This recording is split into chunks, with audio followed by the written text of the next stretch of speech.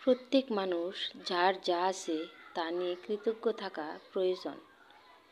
জীবনে আমরা অনেক কিছু চাই, বড় বাড়ি, গাড়ি, টাকা পয়সা ইত্যাদি ইত্যাদি। আমরা প্রায়ই ভুলে যাই আমাদের যা আছে তার জন্য কৃতজ্ঞ থাকা কতটা জরুরি।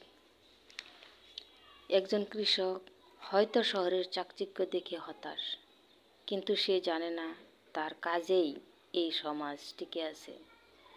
একজন গৃহিণী হয়তো ভাবেন তিনি তেমন কিছুই করেন না, কিন্তু তিনি একটা সংসারের মেরুদণ্ড। কৃতজ্ঞতা মানে হলো নিজের জীবনের প্রতি সম্মান দেখানো। কারো কাছে বেশি টাকা আছে, কিন্তু তার সুখ নাও থাকতে পারে। কারো কাছে জ্ঞান বেশি, কিন্তু শান্তি নেই। আমাদের যতটুকু আছে তাহাই বড় সম্পদ।